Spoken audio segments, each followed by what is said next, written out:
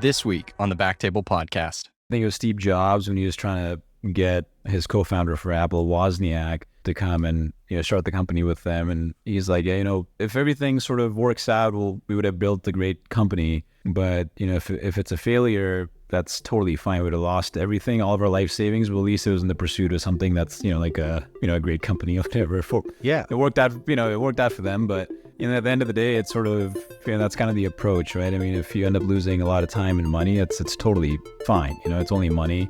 You'll be able to get that back as long as you don't have sort of crazy aspirations from that stuff. But at least it's in the pursuit of something that you enjoy and it's potentially much bigger, and you tried. Hey everyone, and welcome to the Backtable Innovation podcast. You can find all previous episodes of our podcast on iTunes, Spotify, and on backtable.com. Looking forward to today's interview with returning guest Raj Khalsa to discuss innovations in procedural workflows and access to device information.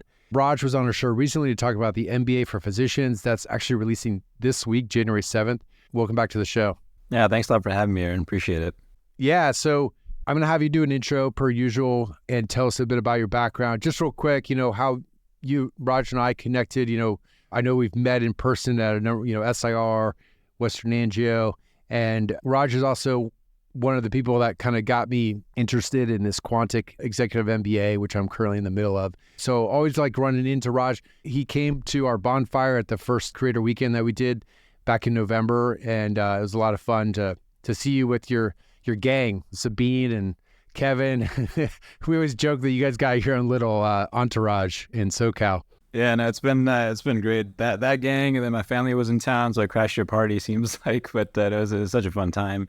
But thanks for having me. And is that last episode with Roger for the MBA, that was a lot of fun to record. And when I realized the takeaway from that was, Roger did the real MBA, and then you and I did the sort of the part-time app-based, hobby MBA. Yeah, I feel like I'm auditing some courses, at the local community college. Exactly. If you're looking for that, it's great. But Roger definitely had a real sort of experience, seemed like. Yeah, for sure. But for those who haven't listened to that episode or it hasn't come out yet, but tell us a little bit about, where you're at, and also tell us about where you were in your career when you started this more entrepreneurial journey. I know there's some mentors that had a lot to do with that. Yeah. So I'm currently practicing IR in Southern California at Harbor UCLA. I just moved there recently from private practice just a few months ago. So currently at Harbor, I'm the residency program director for the IR residency. And then previously I was at a private practice, also in Orange County, but also in Southern California, but a little bit further away in Orange County. So it's been great. Transition's been great. A lot more time with family, but definitely full-time clinical IR. And then as far as the entrepreneur side of it, if you can call it that, is it's sort of been part of the plan from quite some time. So background early on was engineering in undergrad, and then that kind of got me exposed to med tech, medical devices. It was awesome to be able to be an undergrad researcher through the School of Engineering at that time as a formal program. And I think that time was awesome because it got me hooked because it was just fantastic, and there was a fork in the road early on where you're like, okay, what do you want to do? Medicine, or do you want to go into med tech? Both of those seemed equally cool.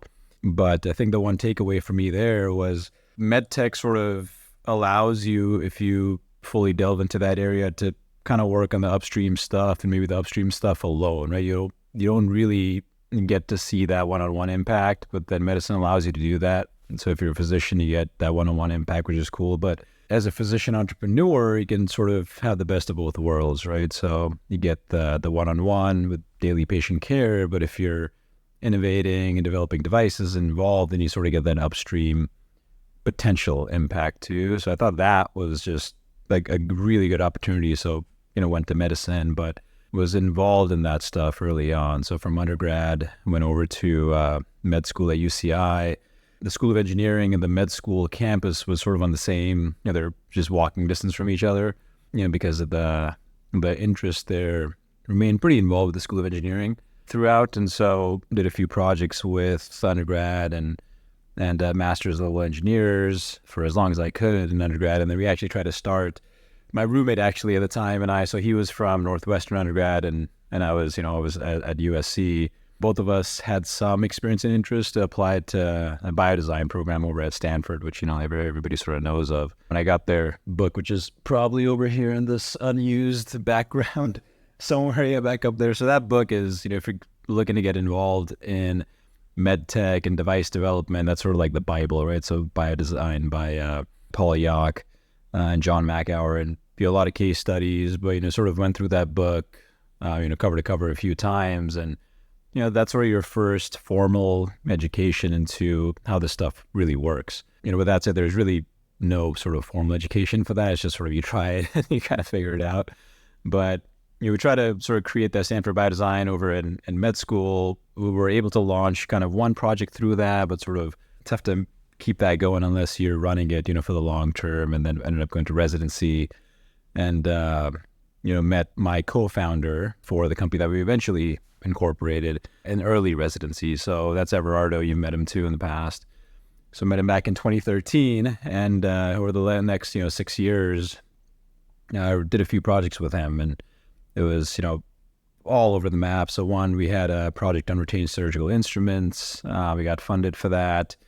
And it was really cool. We created like a mini MRI to kind of figure out a way to reduce never events in the hospital, right? So at that time, there's like 2 systems on the market. We created sort of an early prototype of a third one. And we did a sort of a communication app for, physicians to use in healthcare because, it's all texting back at that time. And it was pretty limited. And then so this medical imaging transfer project that we competed, almost got to the finals of the business plan competition locally. So little projects here and there, but really sort of didn't have the heavy hitter team that you would have now if you start a project now, right? So formative years, a lot of fun. I come up with new projects, trying to figure out, what is a team? How does it work? Who you need, as part of your team and all that stuff. And so those are the early years. And then all that kind of came together. He went his way and then I went my way, and, late residency fellowship. And I mean, this guy is, you've met him, you sort of know him, and he's, something else. Kind of had experience at, in the whole Internet of Things space, brain-computer interface, cybersecurity, AI, and then kind of came back and we founded Omnigence, which is the company together back in 2020, and then brought on another. So my interest was obviously healthcare, and he all sort of things, advanced manufacturing and all that stuff. So we brought in a third guy from the operational standpoint to sort of, and he's got experience in healthcare operations, and so the three of us founded it together back in 2020, and so that's how we got started. So with Omnigence, you reconnected with Everardo, right? And what spurred that? Like, what was it that you guys were like, oh, there's a problem here? You being in medicine, him being in tech, like, what was it that brought you guys back together? Yeah, I mean, I think the recurrent theme of the early days, the early projects were, I think the problem that we kept running into was there's these legacy systems that, have the biggest market share, and it's difficult to sort of disrupt those because you're competing on sort of like an unlevel playing field, right? And what we sort of realized is if you kind of, which is such a buzzword now, which is first principles kind of thinking. If you break things down into first principles, you can really, create a project or solve a problem from its kind of independent core sort of issues from the very beginning. And so the idea behind Omnigence was to kind of break everything down in the different kind of projects we had experience with in the past and create, Omnigence essentially is an automation platform. So it's an AI-driven automation platform before the whole AI wave, the ChatGPT wave and all that stuff. The idea is to increase efficiency and compliance and, high compliance or high reliability organization sort of industry. So advanced manufacturing, healthcare, things like that. And that's what we had experience in. And so to really build that from the ground up in a way that, it's modular. So if you have an issue, say, for medical device development, or if you have an issue in hospital transport or room turnover time, you don't have to turn to ServiceNow or Oracle or SAP or those legacy systems and get, one of their teams deployed on-prem for, say, several months and pay them, whatever the retainer is for several months, right? I mean, that can be easily done from a ground-up system that's modular. So, you have the platform that's automated, and whatever modules you need for your specific case, you can kind of spin up. Or if you have a library of custom modules made for, other clients or whatever it is, you can just go ahead and deploy that right then and there. So the whole idea was just to sort of get rid of the fluff, like get rid of all that fat and how legacy systems operate, and be able to do that with a razor thin team. It was the three of us for the longest time, and now we have a team of engineers and all that stuff. But it's rethinking all those things from essentially a first principles approach. My interest obviously is healthcare, and so applying the technology that we built over the last several years, at Omnigence, and applying that to problems in healthcare. And so that's how it sort of came about. And we're trying this out with what we'll talk about with the QuickTouch app and all that stuff. But the idea is to really tackle the big problems, and then not do something iteratively, which is kind of like your standard approach, but really kind of break it down and then figure out how to solve it from a completely sort of, how you would do it. With knowing nothing about the problem, it gets presented to you, you don't have any sort of inside knowledge. How would you approach it in your own way? And I think that's very, very impactful and refreshing, and you're able to sort of jump a few steps and not just do that stepwise iterative approach, right? Which we're all sort of used to doing, especially in medicine. I think that's a big problem in medicine. It's sort of like what's been done this way, you have to do it this way. We can't change, and it's all under the guise of, it's patient care, and you can't really do much different now than we did last year because, patients depend on it. But sort of in the technology application of that, I think that's all, kind of overstated, right? If you apply to the right thing, I think that's what's really important. Yeah, so you created Omnigence as an automation platform to basically increase efficiency, and in your case, especially in healthcare. Can you give us some examples of that for simple-minded docs like myself? Just kind of like, where did you see success in the last 5 years in that case? And then we'll get to like the app that you're creating, but any products that you specifically had in the last 5 years with Omnigence? Yeah. So we've had a couple of successes with that. So this year was our first year that we actually went profitable with Omnigence. So we're currently deployed at UC Irvine, the School of Engineering. So they're Cal IT2 system. So that's the California Institute of Telecommunications and Technology. So it's advanced manufacturing essentially on the university. So it's what the platform does is essentially control an entire building. So, the clean rooms, manufacturing institutes. So, you control doors, different machines, different sort of equipment, temperature, humidity readouts. You can do ticketing, real-time asset monitoring, compliance. So it's a whole sort of kind of, that's why we named it Omnigence. It's kind of like this omnipresent system where you can do sort of everything through. And so that's where we are now. We also took part in, so it's this DOE-funded effort called SYMANI. So it's a Cybersecurity Advanced Manufacturing Institute, and they had a public-private partnership between a lot of different facilities, a lot of different universities and the private sector. And we were sort of one of their private sector partners that developed a few different sort of projects in the cybersecurity advanced manufacturing sort of realm. This is a couple of years ago now. And so in the healthcare arena right now, we're sort of in development for the applications for, the term is neuromorphic computing, but the idea is basically systems that can function independently, but also without an internet connection. So it's sort of systems that need to, there's a sort of cloud computing on the edge without the actual connection to the cloud. Is sort of the easy way to put it. And so what your central kind of system architecture is like your mothership. And then if you have, we're calling our systems kind of peers and barnacles that kind of operate on the edge. So it's, edge computing, and the applications for those, which we're developing currently, is sort of big ticket medical equipment items or advanced manufacturing items, several $1 million a year sort of just for maintenance type of costs.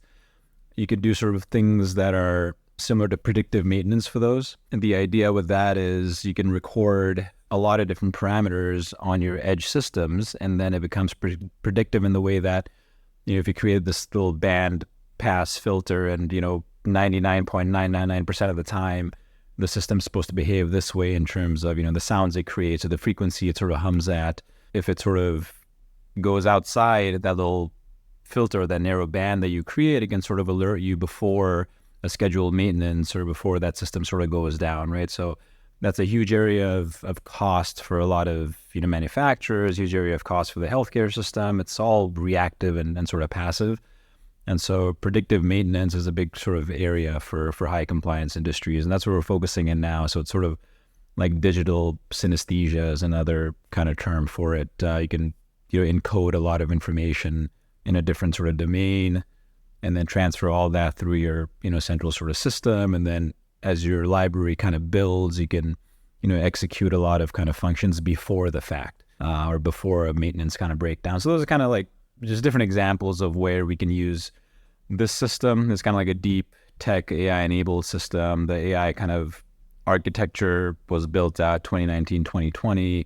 The concept in the last 4 years, we sort of, built that out kind of in-house to be modular. Kind of like the early days of when ChatGPT and all the LLMs came out, sort of at least Everard. I say we here, and by the way, very liberally. None of this is kind of, my work, but it's all kind of Everardo's and the team's work here, but a lot of kind of applications from that standpoint. Yeah. And so thank you. You kind of gave like a nice background of the experiences you've had leading up to the app that you guys are building, which we're going to talk about dating back to 2013, where you've been doing a lot of this stuff. It's very technical. What was it that was in maybe your practice or healthcare community that sparked the idea for this solution that you're going to tell us about? Yeah. So it's a lived experience for all of us. I know in conversations with you before, that was sort of the genesis of Backtable, kind of having medical device information easily available, a library of that. So the frustrations and the experience of needing information on a device, or using whether it's a thrombectomy device or an atherectomy device or something new that you've used, and the reliance on in-person representative support. I mean, that's kind of a constant frustration for all of us. Right. Something that I've not necessarily thought of as a project idea or a sort of a commercialization sort of idea, because you just sort of make do. It's kind of one of those annoyances that you kind of work with.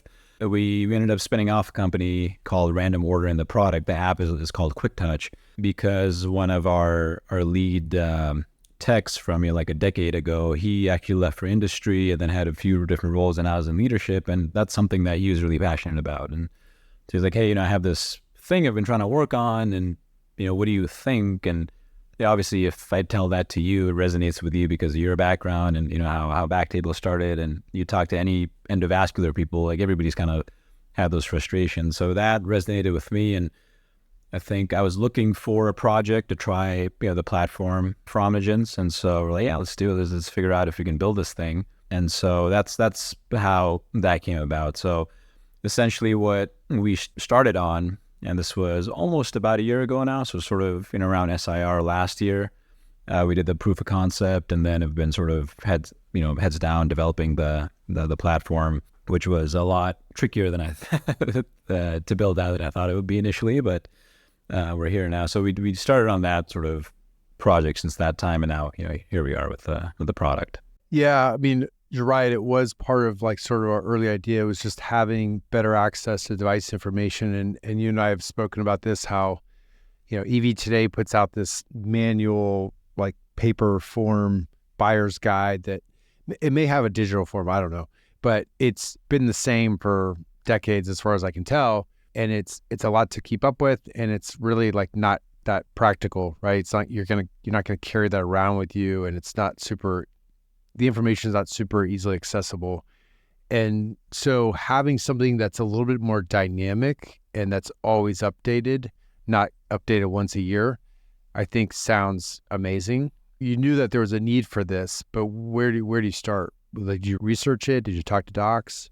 Yeah. No, I mean, the Endovascular Today guide is, has been with me since, I got into the early days of IR, what sheath is compatible with what, and it's a lot of sort of you have to know how to use it and all that stuff, but it's a nice repository of sort of device, I guess, right. at least it's device the best listing. We got out there. Yeah, it's the best. Yeah, So that's a good starting point, but it's not a multimedia format. So it's all sort of it's a tabular format. It's all a bunch of tables. So Yeah. we really wanted it to be, again, from those first principle perspectives, the UX, the user experience is, I think, paramount, right? So if you can have as many, especially in medicine, I mean, you literally have to log in 3 times to open up your computer and get into your EMR, maybe more. The user experience in medicine is just, completely awful. And so the first and foremost was that, right? You want something that is helpful and that's also sticky. Like, you want to be able to, if you see it once, okay, it's that wow factor, but you want to come back and use it again because you want it to be a good resource. So there was a big focus on that. So we started off with kind of just the framework of what the device is going to look like, or what the app is going to look like. Built out the library, built out according to, the endovascular has a great schema, and then we sort of, modified it to what, we would find important, but in a scalable way. So, we're right now focused on endovascular. So that's, vascular, IR, cardiology, just exactly how Backtable, started off as. And then it's with an eye towards scale, right? Because it's a problem in all sort of procedural fields. And so, I spoke to my brother's orthopedics and, a lot of other doctors out there, like, yeah, I mean, we deal with the same stuff literally every single day. And so it's a very scalable tool that contains multimedia information for all your devices, but that was just one thing. And the other was how I would use it. And so there's a lot of different systems in the hospital that you use every day, right? So, at our system, we have these inventory management systems that are pretty sort of, clunky to use. And when you type in, a balloon or whatever it is that you need, it just will sort of freeze, and it takes forever to sort of get it to you. So from that standpoint, we built a barcode feature, sort of like your Vivino app, or I think there's another app for food calories and stuff. So you open up a camera and you just scan the device label, and all the device information will sort of, come out at you right there. There's a hands-free approach too, that you can kind of invoke the system from sort of an ambient thing. That's, if that's useful. But usually, there's a lot of circulators in the room that they can use that.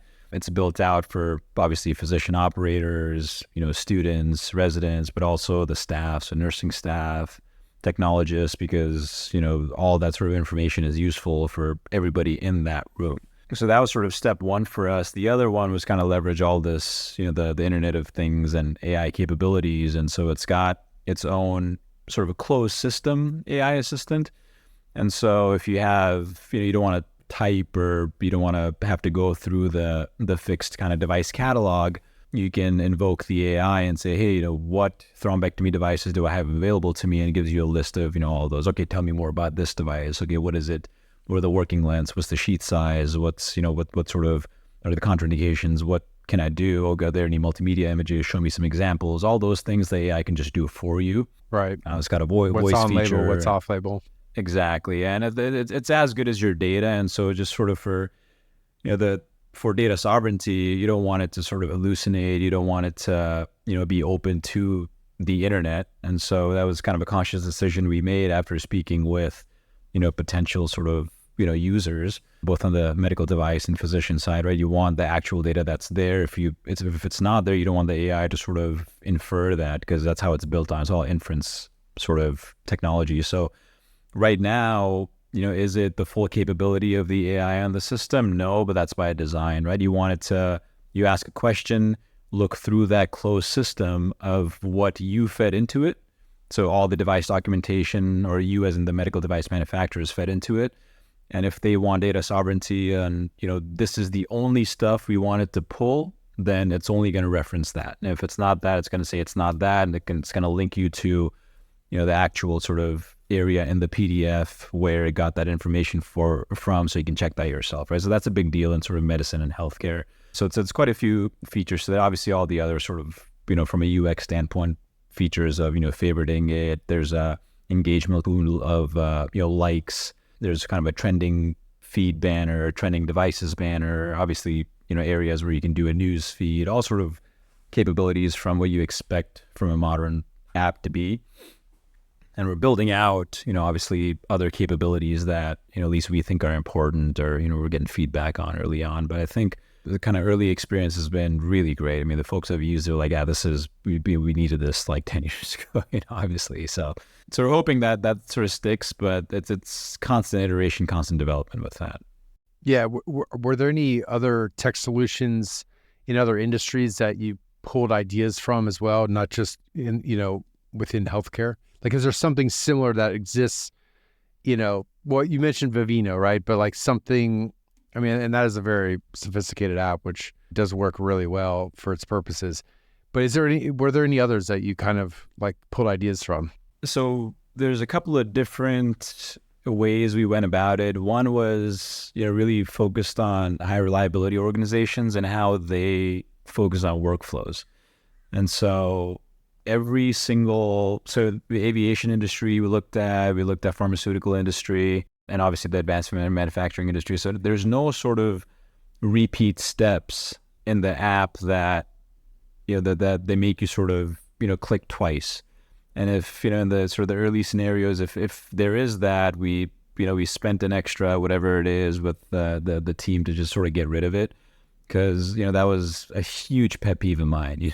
It's just sloppy app building or sloppy sort of, architecture building. And so we put a lot of time and effort into that, where we looked at kind of best case scenarios. So we looked at a ton of different apps out there, even things like just, Wikipedia or Medscape or all. They just went through a ton of different apps and saw what we liked and what we didn't like. So we probably spent way too much time in the beginning on that than, maybe we should have. But at least I thought it was very, very important to do so, just to kind of have the app have a feel, right? So you want it to feel like, sort of you want to use it and you belong and it's kind of intuitive. And so a lot of things are borrowed from your muscle memory of you using your iPhone, or folks on, we built it for iPhone and Android operating systems. And so, muscle memory on Android, if that's the case. So the user experience part of it. So, there are some kind of those barcode scanning apps that we liked, some that we didn't like, and there's, several out there. Do we use native tools on your phones? Do we, build purpose-built tools for that? I mean, there's a whole lot of app building kind of stuff that I had to learn as part of the development process that I had no idea about. I mean, building an app is so ridiculously complex that I had no clue. But I think just boiling it down into A, best practices, and B, what we actually need, I think kind of A, delayed the release by quite a bit. And then B was sort of, the MVP just wasn't good enough. So I just didn't feel like releasing at that point. And now we're at a state where I think we feel really good about it, where, we can get it out. The user experience and the interface and the design process that goes into all that is I didn't realize how laborious it was and time consuming. And you really have to like think about every step of the pathway of the experience, right? Because you're going to lose people. It's not going to work with the MVP. Like, there was another entrepreneur who was saying, like, if you don't hate your MVP, then something's not right. Because you got to you eventually got to put something out there and get feedback, and then know that like, you're not going to like it till like V2, V3, and again, it's almost just proof of concept. Like, is this something that has any kind of use to your target audience, And it takes a lot of time. And I think a lot of people, especially physicians, just aren't willing to take the time. That's where a lot of people fall off. Yeah, I mean, it's kind of the fun part too, and obviously it does take a huge amount of your own time. A lot of the stuff is assumed. You're like, okay, the team's gonna think of that, but again, one of the things we learned early on was the best medical device projects or whatever projects kind of are either physician led if it's a healthcare project. It's user led, right? So you really have to be involved and be at the center of it, because you have to see everything, to not just kind of like the cursory detail. The meetings kind of have to be distraction free, because you don't want to, because you decide on something that you weren't a part of, and especially with the app building, once you go down that path, you really have to kind of rip all that out if you want to have to redesign it, right? So that's time and money. Yeah. And so I think that was it's rough work, but it's super important. I mean, we use apps for healthcare stuff all the time, and our EMR app that we use for when we had our office is awful. I mean, it's an app to have, but I hate using it. I'd rather sort of drive and, sit on a computer and do that rather than use that app, right? So that was a big frustration, but I think that if you've gone through that, it really helps you, drill down on what's important to you, which is, you're the user. Absolutely. And the other lesson I learned were, the must-haves and the nice-to-haves, right?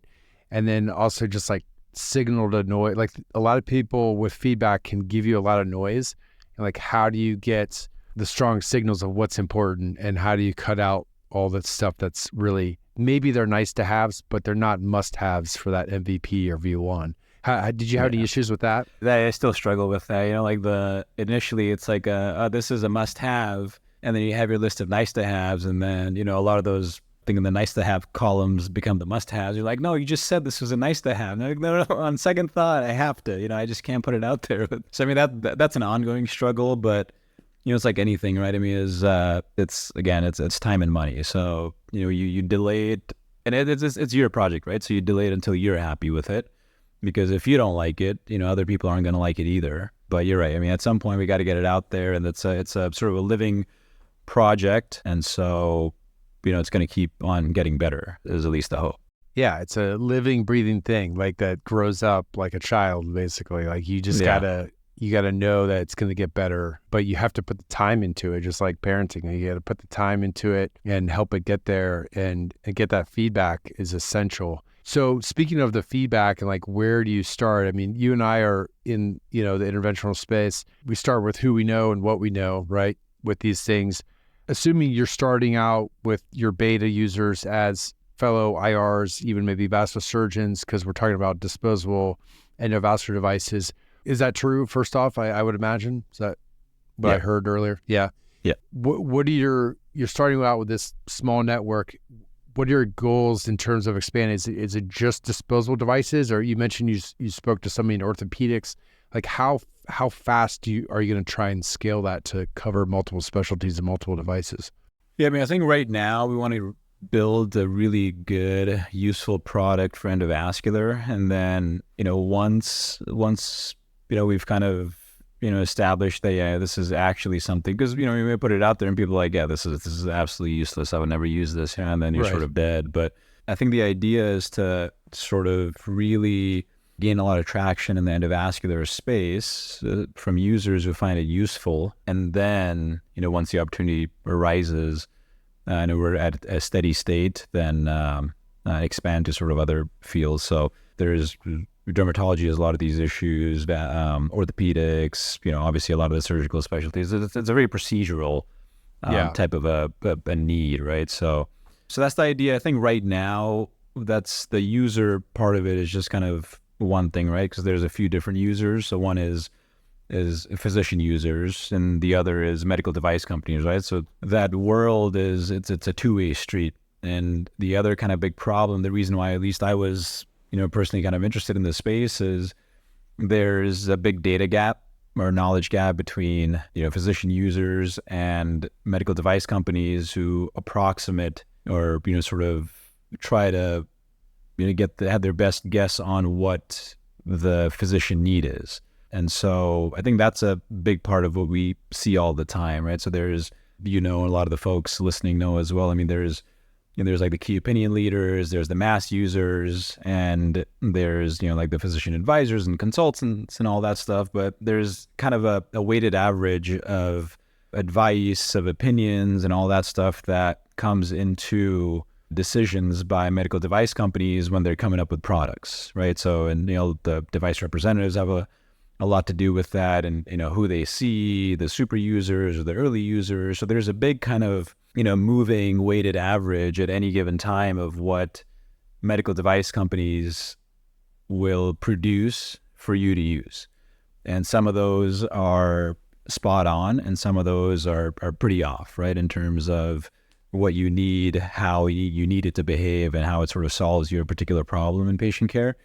And so I think it's something that's very useful for device companies too. I mean, they have huge budgets, and, sometimes the companies kind of peg a big, large, multi-year project on, obviously this is an oversimplistic view, but on maybe a couple of meetings a year with, their advisory board, and, this is what's important. And the folks in these advisory board panels are the super users at, whether it's academic or very kind of busy practices, but they are the best users of that device who in kind of, there's that bias where, if you're in a group with other people, you're sort of on your best behavior. So you're only going to describe the absolute perfect cases for that device, right? But as you and I know, in like just the community, people are using everything off label. They're using a device all over the place, not just the narrow kind of indications that it was either studied on or whatever it is. So, all that's to say that there's a big data problem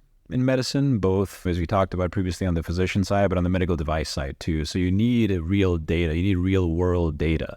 And, medical device companies pay, these different sort of third-party vendors tons a year just to be able to kind of get that type of data to them to approximate, what you and I need. Right. And so that's, whether it's by ICD codes or, CPT codes or whatever it is. I mean, it's an estimate of what you're doing in your practice. I mean, all that data is available. Yeah. It's just, is it correct? Probably not. And, I've seen sort of, data on myself, and I'm like, yeah, no, this is absolutely, I couldn't be further from the truth. But that's the best that they have. And so if there is an opportunity to show the companies that, hey, focus on the 90% of the users that are using this rather than the 10% of, folks that you're interacting with, or, focus on everybody, but, just don't ignore this kind of large cohort here. And by the way, here's the data of how this device is used. It's, used in this area. It's not used here. Why is that? So you can sort of, there's a lot of data points that you can dive in and try to nail down exactly why, which we don't know yet, right? So I see how the app will help in terms of like me as a user, as a physician, trying to get that device information, learn more about it. How is it going to collect information about what then I'm doing in my practice? Yeah, so those are some of the engagement tools that we built out. And so looking up a device, or there's a lot of things that the representatives can do too, because there's a lot of, in the background, if reps come to support a case, there's a lot of things that they have to do that are reported to the device company, right? So if there's equipment failure, or, what type of device was used, or just, very simple sort of things where, okay, this is the most common balloon size that's used. And, that's across the country versus, where they have reps deployed, right? So it's a lot of sort of, there's benefits for cost savings, there's benefits for streamlining kind of workflow manufacturing processes for these companies. There's benefits for if there's recurrent kind of issues with devices in terms of, likes and dislikes. All those are actionable sort of information for medical device companies, and obviously like the use of these devices, right? So folks are engaging with, one device within, say, the balloon class or thrombectomy class or atherectomy class. Is that regional? Is that, academic versus community? Is that where, incidence of a particular disease is higher? So all those, data points you can sort of sift through that in a lot more granular way than you can otherwise. No, so the sales reps will have some inputs as well using the app. There'll be okay, got it. That makes sense. Yeah, and for hospitals as well, right? There's a lot of sort of compliance monitoring, and there has to be in-services. So all that, there's the ideas. You can do that through the app to be able to get a much more effective in-service rather than scheduling an in-service on this date, and we have half your team that's not available at this point. So you can do an in-service, essentially through the features of the app, just because all the information is there, right? So that's logged, and it's a compliance issue for hospitals too. So there's a lot of use cases right now. The first and foremost for us is to create something that's actually useful for the physicians and the medical device companies, and then all these other kind of fringe, uses we can, build out. Essentially crowdsourcing this information though for both docs and on the device side, so that there's a two-way street going, not requiring this sort of manual process of information flow that currently exists, right? Yeah, I mean, imagine if you had some of the devices that you just love today, 5 years ago, just because you have feedback a lot quicker. You have, the issues and kind of like your needs list a lot quicker. So, all that's there. You just kind of have to have access to that sort of information, right? So that's kind of inferred, or, there's a guess right now based on, kind of our antiquated ways of doing it. But I think their technology has a big role to play there. Yeah. I mean, do you imagine any sort of use case for clinical trials when it comes to, devices and their usage,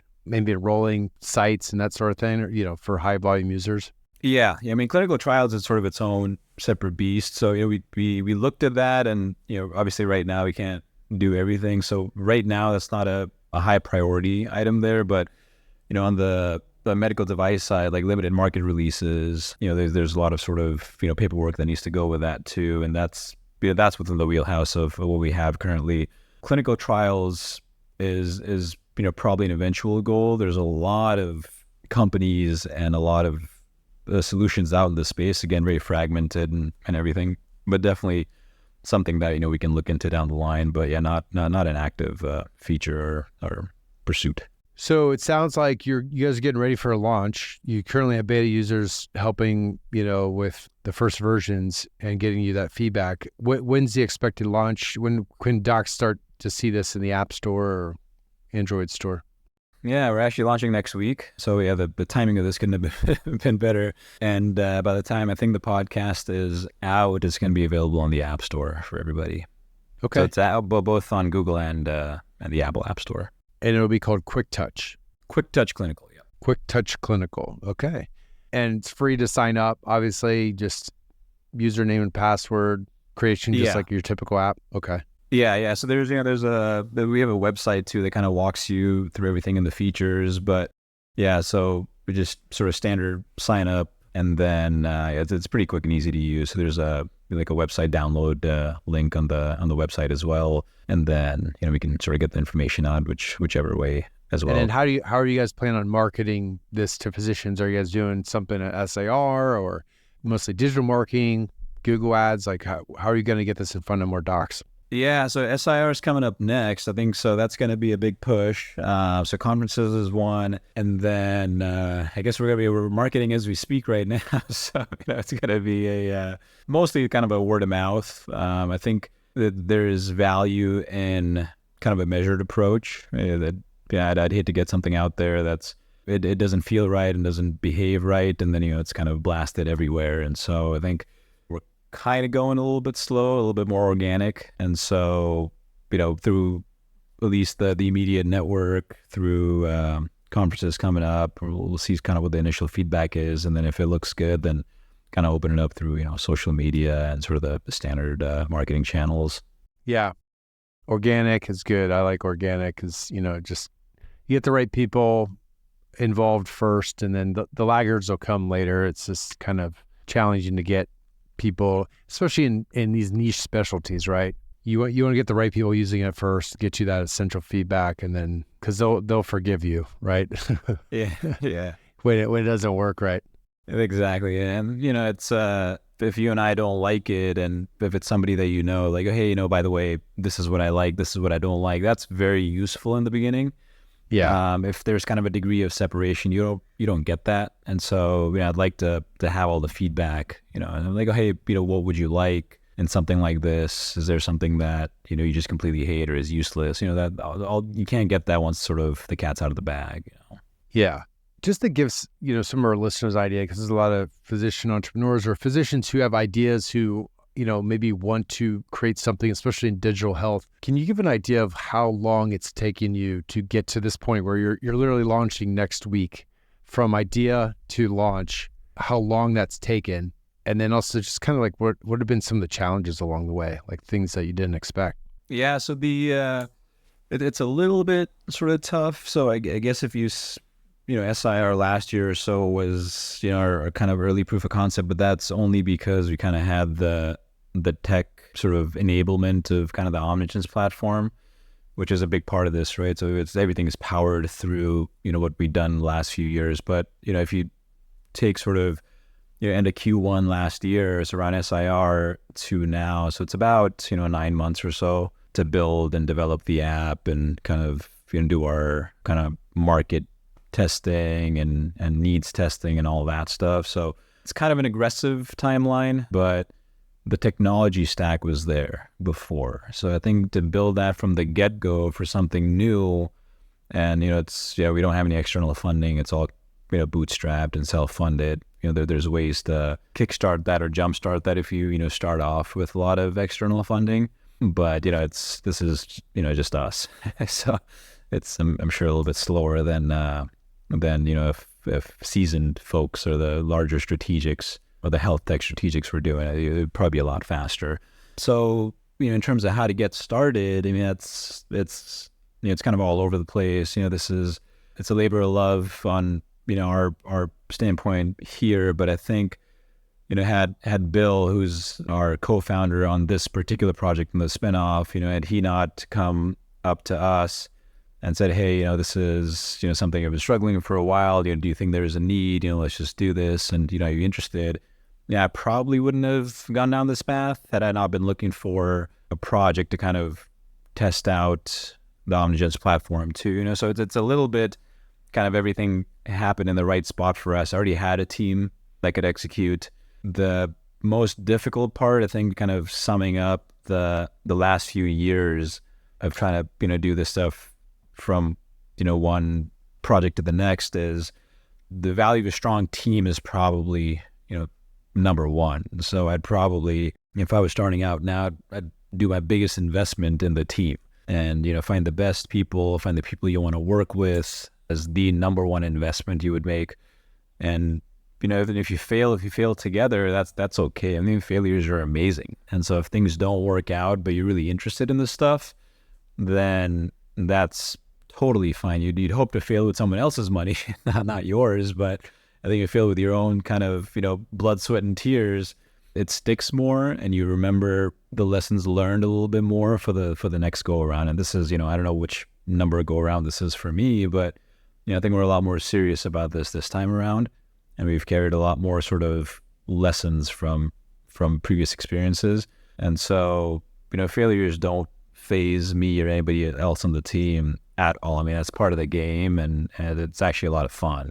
And so, those two things being kind of paramount. And I think the last thing I would say is, just find a big problem to solve. And I'm not saying that this is a big problem by any means, but this is big for us. If you're in the interventional space, this is, it's a big annoyance and kind of a big daily problem, both sides. And the reason for that, I think, is twofold. One is a bigger problem, bigger market. So from a business standpoint, it makes sense, right? That's one. I think the other one that's probably a little bit more important is it kind of, reroutes your thinking into something that's not just iterative, so you're not going to follow the established path of doing things. If it's something that's just a minor nuisance and you want to make something that's incrementally better, I think it reforces you to think by just breaking everything down and then trying to come up with a solution and how you would create it, right? So it's a lot more of you in there than a lot more of what others tell you should do. And so I think that's where you get the 10x or more gains and, development and sort of processes and everything, just because you're coming up with everything from the very beginning. So those are the couple of things that just sort of jump out. So, it's fine if things don't work out. This is going to be, going on for a long time, but just, find what you like to do, because, make sure it's a big thing. Yeah, if you like to do it and it's a problem you want to solve, then you're going to keep tinkering with it. Like you said, failures are invaluable. I think a lot of physicians have a fear of failure because we think failure is kind of like up there with complications. It's just something that we don't want to happen because it's scary, and sometimes there's ego involved. Sometimes it's just time, you don't have time. Doctors don't have time, or they think they don't have time for failure, right? But failure is inevitable. And like you said, in this line of work, like it's just going to happen. And I think that's part of it, especially if you're like a busy physician. That's what I wanted to ask you about next. Like, you're busy with clinical practice. Like, how do you balance building this platform in your clinical work? The other essential piece, I think, is just patience. Like, you're not going to have this startup go from 0 to 100 in 3 years. It's like a decade-long thing. Yeah, I mean, I couldn't have said that better. I mean, failure I think for a lot of physicians is like a complication, especially if you've been performing so well your entire life to get where you are. Yeah. And then you have a string of failures. You feel like a failure yourself, but yeah. I mean, I think that's also kind of a matter of perspective, right? It's sort of, with this stuff, you're kind of a lifelong resident or a trainee, right? I mean, you see complications, and that's your purpose as a resident. So you learn from it, you're trying to avoid it. That's one. As far as, the time management, I mean, I think you have to be a little bit militant with that stuff and try to figure out what's important and figure out sort of, redistribute, rebalance your life every few years. And so, I think the last several years, the best possible kind of clinical practice for me was my goal. I absolutely loved it. I mean, like the previous practice I was at was amazing, and you get your fulfillment from work. But some of this, med tech and device stuff, kind of you just don't have time for everything, and it's a little bit difficult to kind of balance everything out. The other sort of big change in my life for the last several years is family and kids, right? So now there's the young sort of runts that you saw, messing up your bonfire a few weekends ago, but that's a huge priority too. So things kind of change, and as long as it's kind of like a readjusted life for where you are and what's important to you, then I think you'll just figure it out. I mean, same thing with the MBA, right? Like Quantic, it's not it's not the hardest thing in the world, it's not the easiest thing in the world, but you have to find time, and so you have to kind of fit that to your life. And that's you've done that very well, and I think thanks obviously to the family and the support and the wife and everything, I was able to do that. And same thing with this stuff, you just sort of find time, and we're recording this during the kids' naps, and the stuff is after folks go to bed, or some weekends off where the family is not here, or there's a lot of night and weekend work, but if you like it, it doesn't feel like work. And so Absolutely. You just have to kind of you hope that you don't waste anyone else's time, and two-way street, right? You hope that people take your time seriously, and there's a lot of trust there. So it's there's no simple answer. I think if you like it, you'll do it. Yeah, absolutely. It definitely is a passion project. As cliche as that's become, you have to have that passion. And yeah, time and money is those are key factors too, right? I mean, not everybody's willing to invest in something like this financially, right? Depending on the stage you're at in life, family does come into place.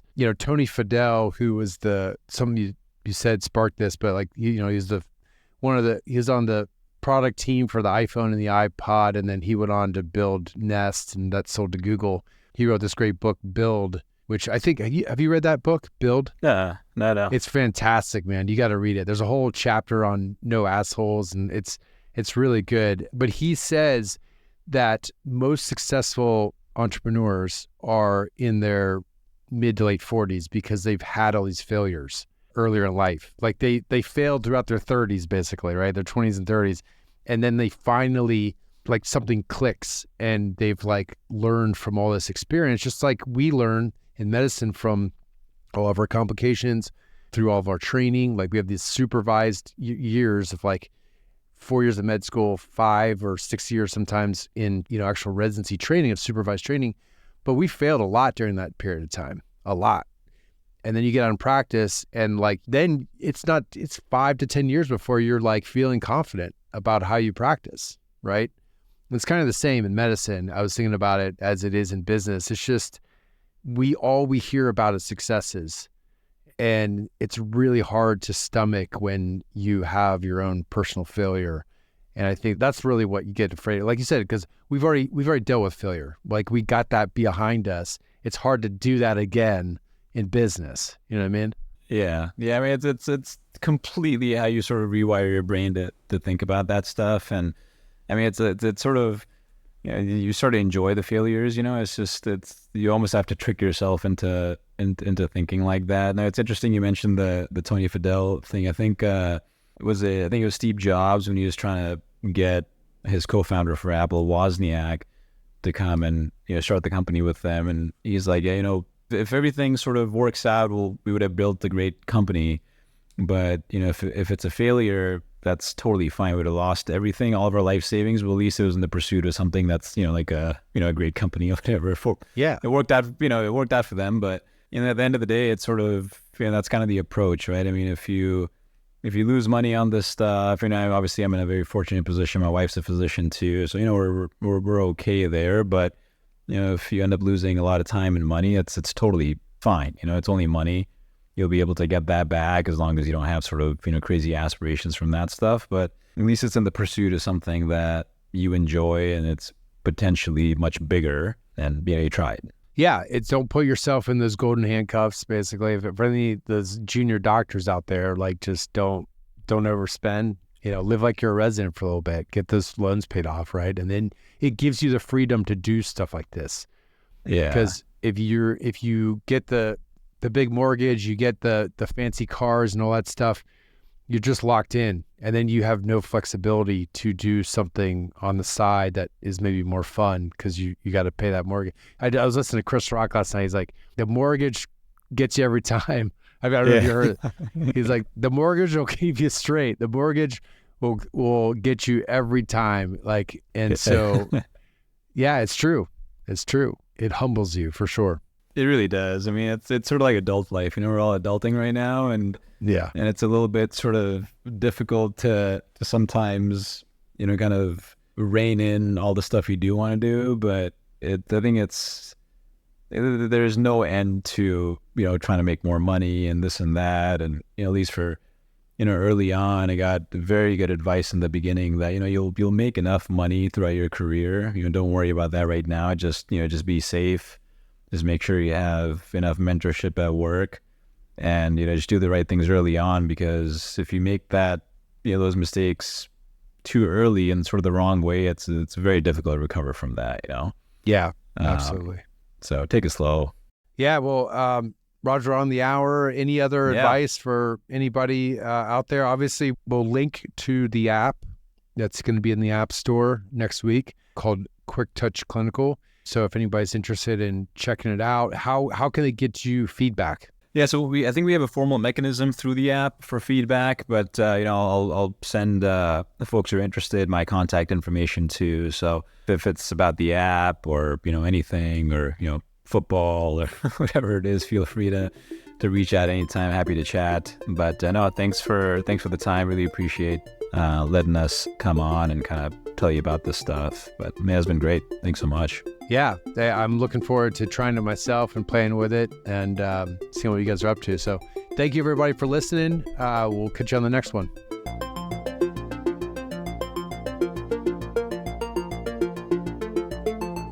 Thank you so much for listening. If you haven't already, make sure to subscribe, rate the podcast 5 stars, and share with a friend. If you have any questions or comments, DM us at Backtable Innovation on Instagram, LinkedIn, or Twitter. Backtable Innovation is produced and hosted by Brian Hartley, Aaron Fritz, Diana Velasquez Pimentel, and Eric Amaker. Our audio team is led by Kieran Gannon, with support from Josh McWhirter, Aaron Bowles, Josh Spencer. Design and digital marketing led by Brian Schmitz. Social media and PR by Ann Dang. Administrative support provided by Jimmy Willie Kennebrew. Thanks again for listening. See you again next week.